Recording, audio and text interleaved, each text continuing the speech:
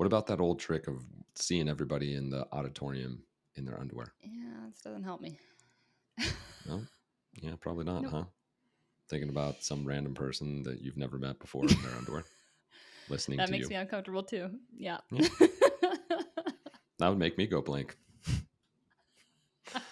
And this is not to judge anybody who may be listening to the podcast in their underwear. It's totally acceptable. Just don't let us know Yeah, we just about it. don't even think about it.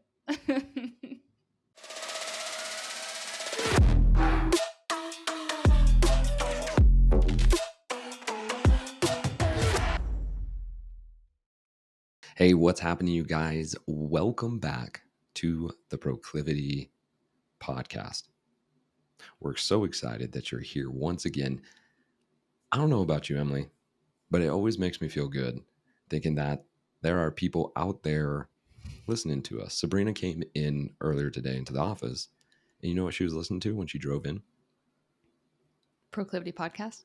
That's correct. She was listening to Proclivity. I could hear my voice in her car because I was getting out of mine. Was that weird? No, it was awesome. It was great. You know, that we're not sitting there and say, listen to it. People actually want to listen to this podcast. And so thank you guys for listening to this podcast. And we're really excited about this episode 121. It's a daily drive.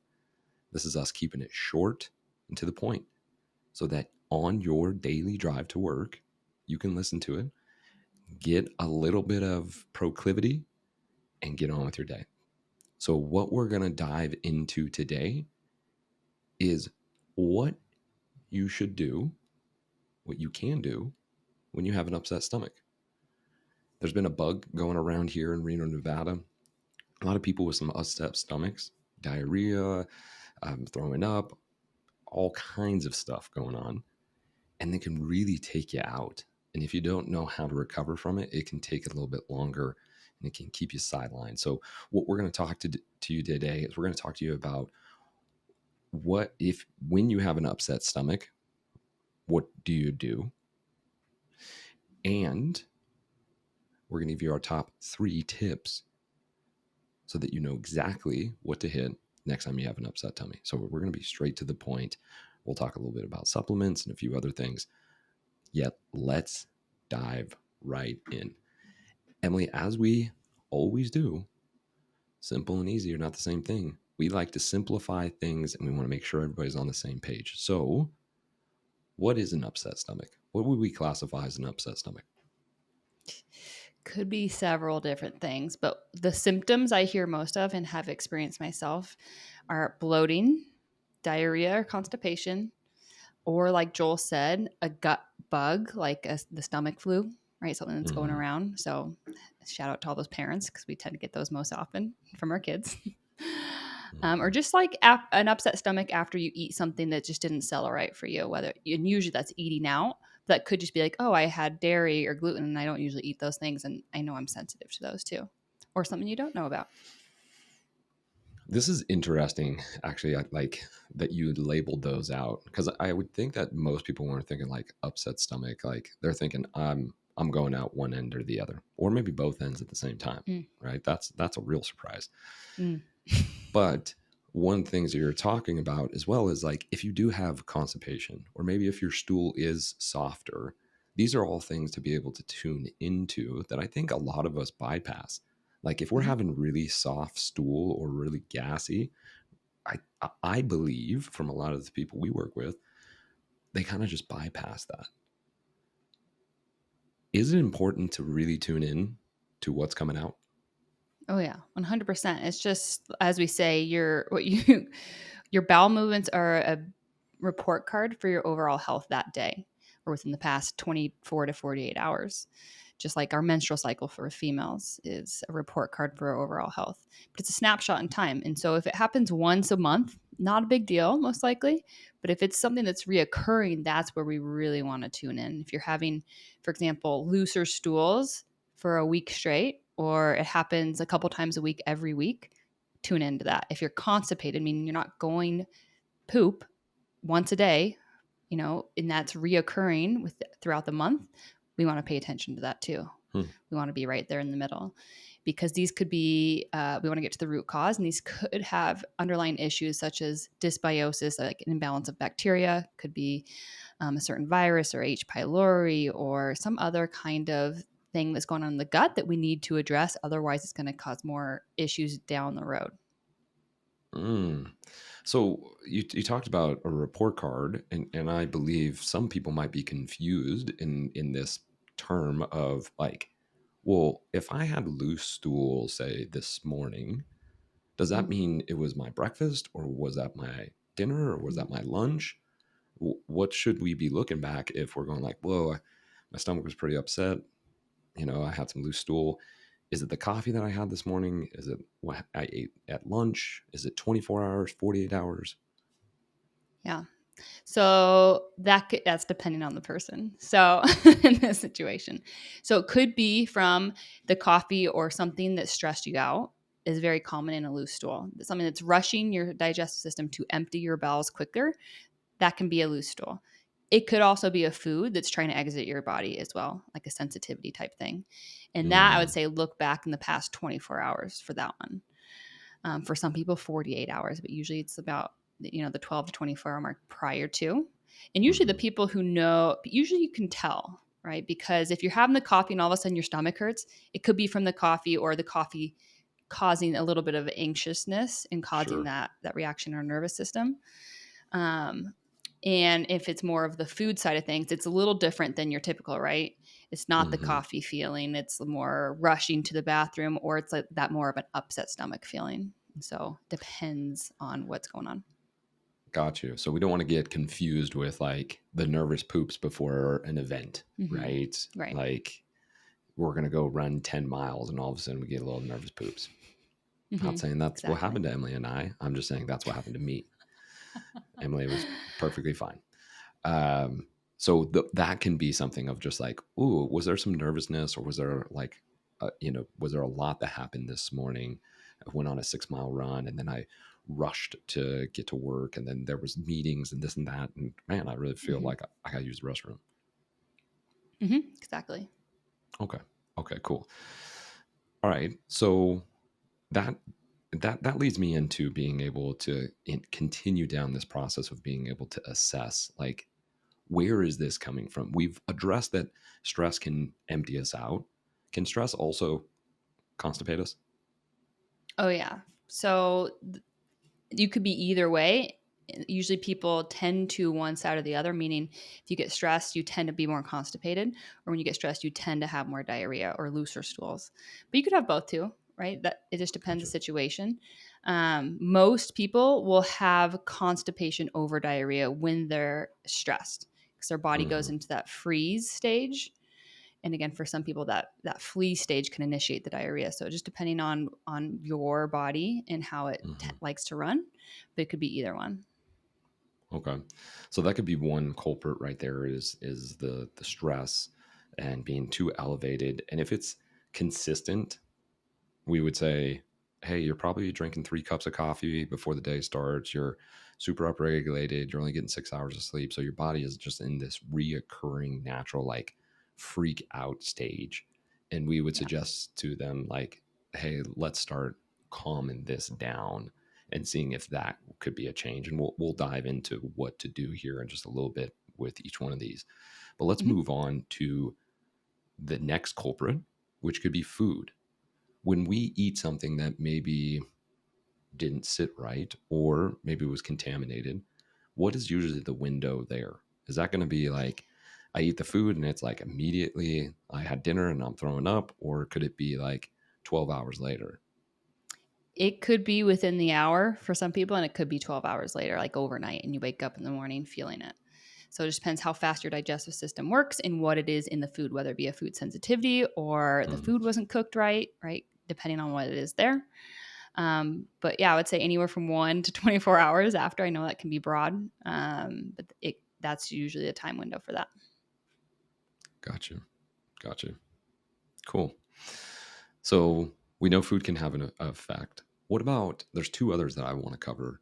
One is hydration, and the other one, which I believe a lot of people are going to be really interested in, is illness, like a bug. Mhm. tell me, how does hydration affect, right, an upset stomach? Yeah. So usually if you're dehydrated, it, you're going to be more constipated and you're going to feel backed up, like that really overly full feeling. For some people, this could be acid reflux or heartburn because that Mm, means your food's not emptying as it should be. And so things start mhm. to get backed up and then things sit in your stomach longer and that can cause acid reflux or heartburn. Oh, whoa. And so, yeah, we want to make sure we're drinking lots of water. And the second part to that is, of course, electrolytes, but also fiber. If we're eating a lot of fibrous foods, like veggies, certain fruits, even fibrous powders or nuts and seeds, that in combination with not enough water or pooping and peeing can Mhm. cause us to be constipated and backed up too. So we want to look at all of those things. Am I drinking enough water? Am I getting electrolytes? And where's my fiber intake? Is it too much for what I'm doing in terms of hydration? Got you. Got you. So if like all of a sudden you get on like a kick and you're like, I'm going to eat all the veggies. We've heard it in the Proclivity podcast, right? Only 1 out of 5 people get enough fruits and veggies, and I'm getting none right now. So I'm going to get all of them. They might Mm-hmm. run into an issue with being really backed up, particularly if they're still drinking 2 cups of coffee in the morning and they're getting, Totally. 24 to 32 ounces of water. That's going to cause some digestive issues. Yeah. Yeah, totally. Especially if you're new to a bunch of those foods, your body needs time to adjust to that level and the variety. So definitely want to ease into that and see how your body reacts first. Okay. And if, I mean, and I know that we're going to dive into this a little bit more on different things to be able to do, but I'm thinking to myself, if I'm really backed up and I'm getting to the point of heartburn, putting more water down would make the heartburn worse, wouldn't it? Yeah, and for some people, so that's something to pay attention to. We want to be careful of drinking too much water with our meals. That can cause that same problem or exacerbate it. If you are going to drink Mm, water and you feel backed up or constipated, make sure you have electrolytes with it. That can really help balance the pH levels to where they need to be in your stomach, so things can move appropriately and got you, on time. got you. Because too much water can dilute that pH, which then It can, can cause that heartburn. that backup. Yep, Got exactly. you, got you. Okay, well, let's tag the last one, right? Which is what we talked about in the beginning of the podcast, which is illness, like getting a bug from, your son or your family members, or you just caught something funky. Hmm. What does that usually look like?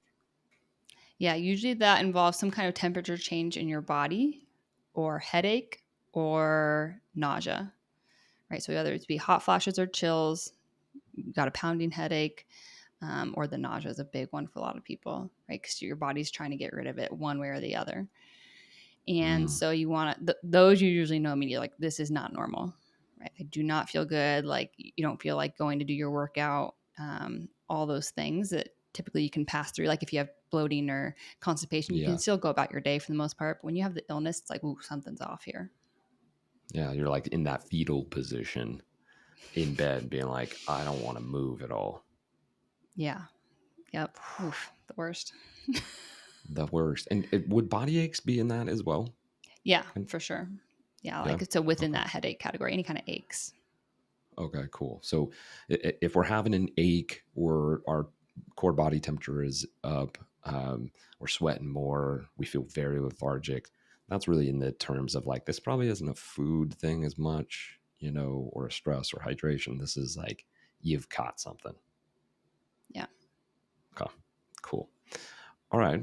Well, now that we know here are the different categories, walk us through this. Like, what are we supposed to do if we're getting this upset stomach? What would be the line by line items here? Yeah. So first and foremost, assess what you think it is, right? If it's all the things we mentioned above, whether it be the bloating, diarrhea, constipation, heartburn, um, that would all go in line with first. Let's assess if that's coming from stress or if that's coming from something we ate. Hmm. Are we rushing? Are we not breathing appropriately? Right. And then the illness I would classify as something a little bit separate because with the illness, that's where I'd say, if you're not hungry I would go a different route and maybe pause on the eating, for example. So, but when it comes to all the majority of the other ones, right, the upset stomach of bloating or diarrhea and just like, ugh, don't feel good. Mm-hmm. First, look at that stress factor. Are we rushing through our day, not giving ourselves enough time to sit down to go to the bathroom? Are we stressed out? Are we nervous for something, anxious? And so, my first tip to do there is just breathe. And Mm-hmm. how can you downregulate? Meaning, how can you get your nervous system from that fight or flight to the rest and digest state? Because it makes sense when you hear rest and digest, that parasympathetic state. It's when you rest, it helps your body digest better and move things along. Does that make sense? Mm. It does make sense. It does make sense. So being able to first and foremost assess and go, all right, where is this coming from? Is it stress, is food, hydration, illness? Yeah. And then being able to figure it out. If it's stress, you're going to have a different approach than it is if it's hydration or illness. Yeah. But in most situations, breathing and downregulating is going to be a good thing. So you can always start there. Okay. Okay. Well, what if it is the stomach flu or something more internal? How am Yeah. I going to get out of that? Say like I did have it. It was a 24-hour bug. How do I get back into finding myself, right? Because I don't know about you, but the stomach flu, it's like I lose myself for 24 hours and then I come back to my body and then I'm like, oh, this is how I'm going to feel. Okay, what is the best way to get you back moving again? Yeah. So usually you're not hungry because you're nauseous and you're going to the bathroom or throwing up or whatever it may be. And so that's where I'd pause on the food thing. But I would continue to sip on water slowly and little by little with electrolytes. That's going to help you Mm, in any situation. gotcha. So sipping on electrolytes first and foremost. Resting. Can you chill out on the couch or prioritize your sleep that night? That's going to allow your body to recover faster. So Gotcha. electrolytes, rest or sleep, prioritizing that. And then easing your way into some food options or even supplements. So you could start off with some bone broth. You could do some kind of tea that's going to help settle the stomach, something either like peppermint, ginger, lemon ginger, marshmallow root, licorice root. Those are all settling things to the stomach. So you could start there. Or if you actually are hungry and you're getting an appetite again, then we want to start with simple, easy to digest foods. Mm, Simple.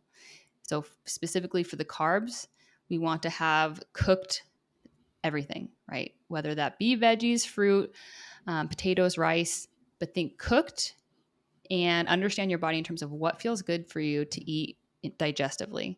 So I actually mm, usually tell people to avoid veggies. Definitely avoid raw veggies. And then consider if you are going to do those, make sure they're very thoroughly cooked. But otherwise, I recommend to people white rice cooked in either bone broth or a little bit of coconut oil, potatoes, or any kind of squash, something that's cooked and it's warm food. Warm food usually mm-hmm. helps a lot too. And then if you are going to go to the proteins and fats, make sure they're quality oils. We have all the information on that in blogs and podcasts. But those can help a little bit at a time. And then proteins, again, making sure it's a protein that is easy Mm, to digest for you. And then gotcha. last note on that, Gotcha. the fiber part, right? Which goes to the veggies. So Right. minimizing that high fiber type food to make it easier for your stomach for at least the next 24 hours. Okay. I tend to want like toast. Mm-hmm. Like toast, and it seems like I want like some type of like I would want jam, even though I usually don't do jam, or like some Yeah. honey on it, but I don't Uh-huh. usually do like it. Is that still Yeah. all right? Even though there might be some sugars in there. Yeah, totally. So I wouldn't worry so much about hitting your our recommended 30 grams of protein when you start eating food again. That can make things tough.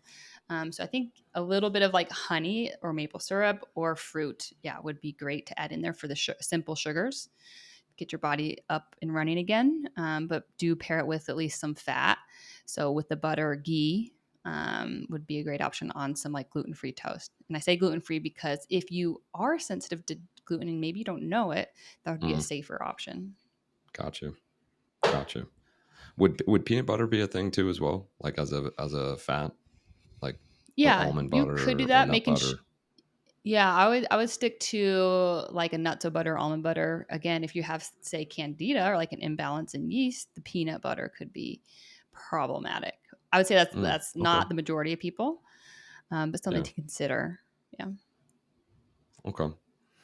All right. So we have a game plan in terms of what foods to be able to come back at. We really want to avoid those vegetables, particularly raw vegetables. I don't know about you, but there hasn't been a single time when I get done with like a stomach ache Yeah.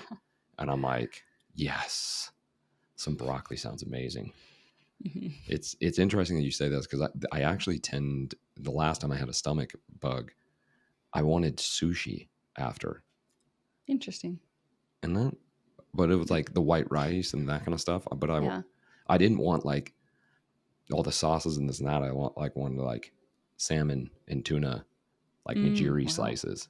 I didn't want Maybe your anything else. body's maybe your body's craving some omega 3s or some Ooh, minerals. okay. Well, there you go, guys. Well, speaking of that, omega threes, is there any type of supplements that we can utilize? We kind of talked about tea and that kind of stuff, but is there any supplements that we can utilize to help us get over that hump? Yeah, so first and foremost, make sure you're up to par on your electrolytes, so magnesium, potassium, and sodium. Because if you are backed up, well, and if your stomach's under stress, you want to support the stomach acid production and Mm-hmm. enzyme production, which um, electrolytes is going to help with. And then I would add in there, on top of magnesium, zinc, magnesium, sodium, and potassium, I would add in zinc. That can help produce more stomach acid. And if you are getting some kind of sickness, it's going to help with your immune system too. So Mm, zinc would be a great one. And then whenever I feel any kind of sickness coming on or gut stuff going on that doesn't seem normal, I look to either oregano or alkaline silver. So it's like liquid silver and mm, they both have very similar properties. They can both be like a more natural antibacterial, antiviral situation. And so I take those orally, I swish them around my mouth, swallow it, and that can really help fight things off if they're brewing. I usually take oregano, but the what is it called? Silver or what? Alkaline silver, so it's a liquid silver that usually comes in a tincture or a bottle. Yeah.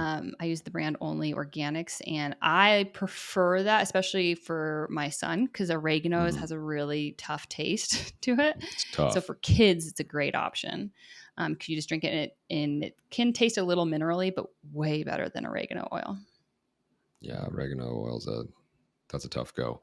When, Yeah. when it comes to zinc, how much zinc should we have? I would say 30 milligrams in one setting. The typical dose is 15 to 30. So I would take that Yeah. higher dose just for the next 2 days, just to make sure your immune system's firing. Cool. And you guys, we have a whole nother podcast on supplements itself. Be wary of where you're getting those supplements.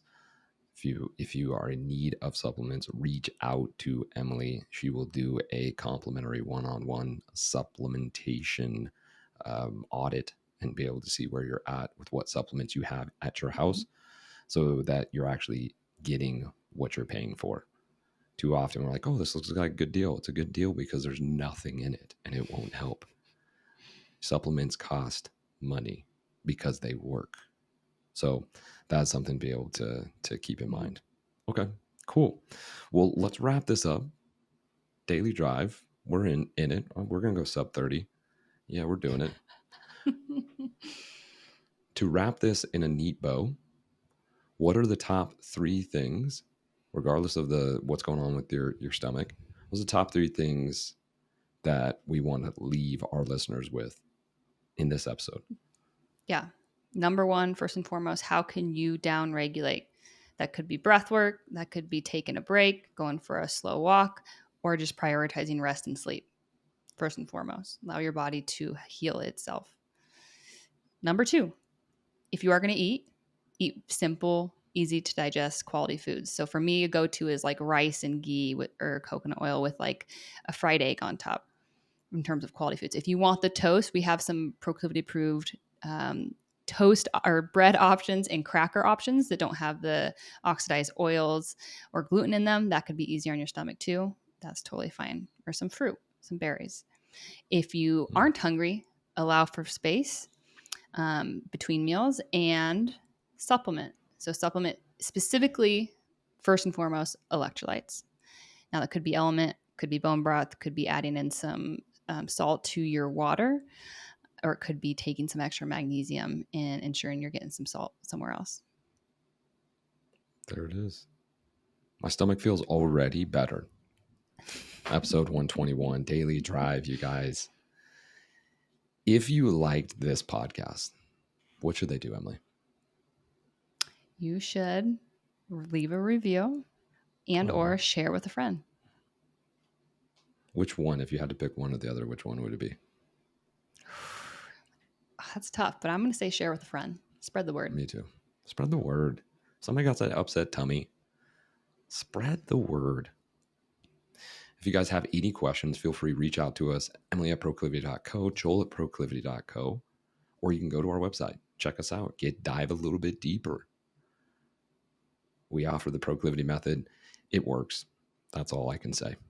Well, I can say a lot more, but that's all I'm going to say on this podcast. It was amazing having you guys here. Episode 121. We appreciate you guys so much. If you're driving your car, stay safe. If you're at home, keep doing what you're doing, whatever that may be. Even if maybe you're dressed or not dressed, keep doing it. We appreciate you listening, whatever you're doing. Emily, anything else? Yeah, this is just scratching the surface on gut health in general. If you have chronic gut issues, we have blog posts and other podcasts on that, the gut-brain axis, sneaky common GI, root cause issues. We have all sorts of things. So definitely check those out and reach out to us if you're like, I need help. I can't do this anymore. Yes. We got a lot of blogs, you guys, on our website. Go to www.proclivity.co and you can find them. They're all categorized. We have really, they're easy reads. They'll give you a ton of information. So check it out. All right. That's it. We're wrapped up. Until next time. Best day ever. Best day ever.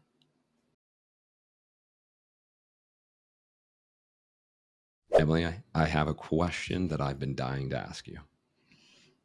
I don't want you to die, so go ahead. Okay. When was the last time you were grossed out? Oh. I know. That's a good one because you're a mother and you've seen a lot of poopies and a lot of blowups. Oddly, that stuff doesn't gross me out too much because maybe it's because of my son. I don't know. That's for sure. Wipe some other child's butt and let me know. Yes. Two ththings come to mind. I really hate running by urine, like old urine. We've done a lot of runs downtown. Oh, yes. Smell that. I really don't like that smell. But the other time is when I worked at a coffee shop and the drains didn't get cleaned as much as they should be. And that means old milk sitting there creating mold and who knows what else for weeks. And I often had to clean it out. Ooh. Did not like that. That's one of the worst. That's nasty. Yeah. This is terrible. No one wants to listen to this. I don't know. But people are probably going like, yeah, for real. So that's like good. Drains, and then we had a grease trap too. Oof, that was awful too. Oh man. What about you? Let's move on. Mine's not even better. The last time that I was out on the ranch and we were branding and castrating sheep is sometimes you pick up a sheep that talk about upset tummy. Had some upset tummies. And so there was dried diarrhea, right, on their wool. And if you know anything about castrating, you have to put those nuts on the table, and somebody has to cut it off, and then they have to put their face down into the diarrhea to be able to get the testicles out, and they do it with their teeth. You don't have to. I'm sure there's other ways, but it's probably the most efficient. It is the most efficient. The most efficient way. Emily, I don't know if you've tried to grab, the internal guts of a sheep, but it's slimy and slippery. It's hard to do with just your fingers. I'm good on that one. Thanks. That was when I first put one of the sheep up there. I was like, oh, that's nasty. And then the savage that just put his face right into diarrhea and sheep testicles. And now we have 2 listeners. Yeah. Well, if you made it this far, thanks for listening. We would love to hear from you. What's the thing that really grosses you out or has grossed you out in the past? Actually, don't even do it. Never mind. I retract. Don't put that in the reviews. If you just leave a review and you say it was episode 121, we'll give you a free box of Element. Is that fair? Yes. We'll see if anybody made it this far. If you did, awesome. You now know both of our yucky stories, and hopefully you sleep great at night. Goodbye. Bye.